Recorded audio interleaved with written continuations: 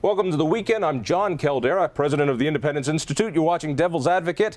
Well, there's a new law in town, Senate Bill 191, which the teachers union does not like, and I kind of like, but maybe I don't like. We're going to find out. Peggy Littleton is with the state school board. You are a fan of 191, but you've got some concerns about why we needed to pass it. I want to get into that in a second. Sure. And the guy who caused all the trouble. This is your first time in the state legislature. This was your first term? This was my first session. Now, you, Mike Johnston, thank you for being with us. You were replacing who in the state Peter Senate? Groff. All right. And talk to me a little bit about your background. One, being now old enough to vote, and congratulations on that. You've been an educational specialist, and rumor has it you've got some ties with Obama, that you were one of his advisors. I've spent the last 8 years as a teacher and a principal, so yeah, I come out of education myself, principal of a public high school in Thornton for the last 4 years, and then along the way I've stayed involved in education policy, so I did have the privilege of being one of the then Senator Obama's education advisors during his campaign. But mostly my experience comes from teaching and being a principal. So do you have his cell phone number? I don't. Could you call him right now if you needed to? I probably couldn't. Come on. Can you get hold of him? I probably couldn't, no. What's he like in person? I was tremendously impressed with him in person. I feel like he's a man of principle who was deeply committed to, in education, the issues that we felt were right for kids, and I thought he showed a lot of courage on that. So I'm even more of a fan in person than I was just watching him in the media. He showed you the birth certificate, right? He did not. I did not. I'm pretty confident. All right, let's get into Race to the Top. Now, Race to the Top, tell me if I'm wrong on this. It seems as though Race to the Top was an answer or a response to No Child Left Behind, which George Bush put in. What is Race to the Top? This is a federal program. Explain it to me. So I think Race to the Top, you're right, is a different way of negotiating the relationship between the federal government and state governments, which is saying instead of doing federal mandates that states then have to comply with, the federal government is saying, here are 4 or 5 principles that we think are really important for successful education reform, and we think that states should pursue plans at their local level that meet these goals, and if they can meet these goals in ambitious ways, we'll give those states that are most successful significant amounts of federal dollars to support their efforts. So in other words, I wasn't a big fan of No Child Left Behind because Republicans, I always thought, wanted these things to go to the state. That education belonged to the state. It was a payback for Jimmy Carter to the unions to create the Department of Education. I always hoped that Reagan would have ended it. It didn't. George Bush actually made the Department of Education larger and more powerful. As a conservative, I wasn't too wild about it. Well, of course, I think both of us agree that the Department of Education, I'd like to see it abolished. I don't know where Mike stands on that. But, you know, it goes really counter to what our U.S. Constitution says for the 10th Amendment, you know, for the states' rights for us to be involved in that. And it also goes counter to what the Colorado Constitution says in Article 9, Section 15, that the Colorado local school boards should really have control over what their curriculum is and what they're doing. Now, while Michael Johnston says, you know, and by the way, I'm really a big fan of Mike's. I thought he was very brave this year. I thought he really stood out in the crowd and really did some positive things for kids. I worked closely with him on Senate Bill 191. I think he's a bad person. But here's where, and this is where Mike and I do agree. I think, you know, if he says that they want to do some things in the Obama administration that we're actually going to give states the local control, this is where I have an issue with Race to the Top. Because Race to the Top doesn't go there. Before you get there, I just want to break, for those people who don't follow this stuff the way you two do, because you're professionals in it, George Bush puts in No Child Left Behind, which basically says we're going to try to have these national standards. Is that a good way of putting it? And we're going to give some options to local school districts that have failing schools that parents can get out.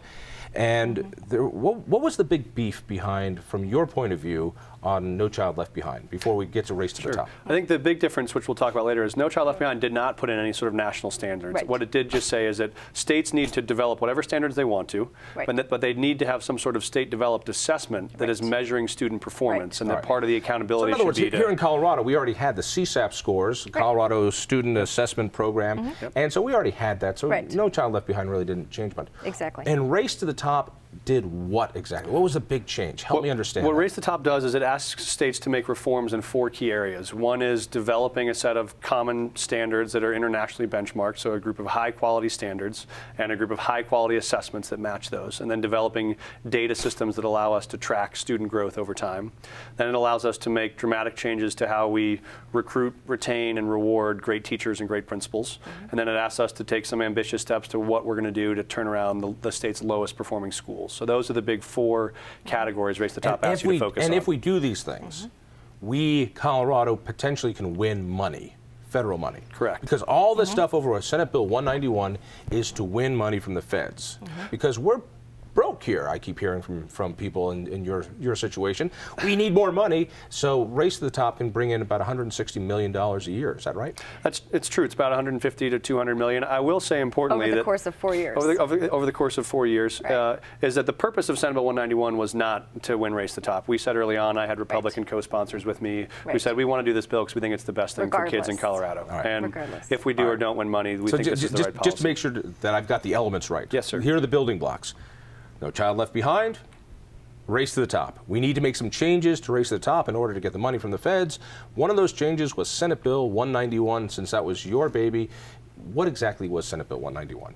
What Senate Bill 191 does is says that the most important thing we can do to get better outcome for kids is to make sure we have great teachers and great principals. And we think that one way we know that teachers and principals are successful is because students are growing in their classroom. So if a student walks out... You want fat kids? Hopefully growing intellectually. I should have been more specific. And so hopefully students are walking out of classrooms on May 30th knowing more than they did when they walked in on September 1st. And so we're saying teachers and principals evaluations, both 50% of their evaluations will be linked to demonstrated growth in student performance. And then before that, explain to me what the system was for evaluating teachers before Senate Bill 191. I know you were a big fan of the status quo beforehand. So tell me, what was that status quo? Well, I wouldn't call it the status quo, but really it was using the CSAPs, okay? And which we're going to continue to use, by the way, for several years yet, because assessments are not developed, Common Core standards are not developed. And so Michael and I agree on so much of this. The part that we actually disagree on, this is where we separate, is that, and I hope to convince him to come back to this side of this today, is that I agree with the local control. I agree that we already have Colorado Model Content Standards. The State Board of Education just adopted those in December of 2009. We already have Colorado assessments. We had those before No Child Left Behind came in, and we've got them now that Race to the Top is here. Now, when they dangle the carrot out there and say, here's money, but here's the caveat, John. You must use Common Core national federal standards. I want to get into that in just a second, but I want to get a better handle on 191. Now, 191 basically says half of the teacher's evaluation is actually on her job. Right. That is, before her there really wasn't much individual evaluation. Right. You got your rewards based on the salary schedule. If a teacher was there for a long time and has a lot of college degrees, she gets bumped up the salary schedule. Right. That doesn't have anything to do necessarily with how well they do in school. Right. Now part of their evaluation can be, you as a teacher, you've done well. So because we tested 1 year, we tested the next year, here was the improvement. Am I understanding this right? You're right. Exactly. We have the Colorado Growth Model in place now. And the Colorado Growth Model is fantastic because it really utilizes our Colorado Student Assessment Placement, the CSAP, to actually determine, just like we said earlier, when you come in, did you get a year's worth of growth in a year's worth of time? Are you on the trajectory to be, fully ready to go into the post-secondary education by the time you graduate from high school? Are you ready to go on? And so when we utilize that assessment, but it's got to align to Colorado Model Content Standards, and that's where we've got to have an assessment that aligns with Colorado Model Content Standards to base teachers' salary off of how well they did. Why is it that the Colorado Education Association, the 800-pound gorilla of politics in Colorado, this was their #1 goal to fight this, when the last 4 governors all together said, this is something we need. Your team, the Democrats, had complete control of the legislature. You didn't need a single vote from any Republican. What was their beef? I think there are actually a couple of other components of the bill we haven't got to yet. So first is linking evaluation to student growth. The second part is that the privilege of tenure, or what in Colorado is technically called non-probationary status, that also would be earned based on demonstrated performance. So it's only after 3 consecutive years of strong evaluations that one would earn those protections. And then you would keep those protections based on ongoing performance. And so if you had 2 years of ineffective performance, you could actually lose those tenure protections. If I listen to the unions, it seems as though 191, your bill, would make it easier to fire teachers. Is that really the case?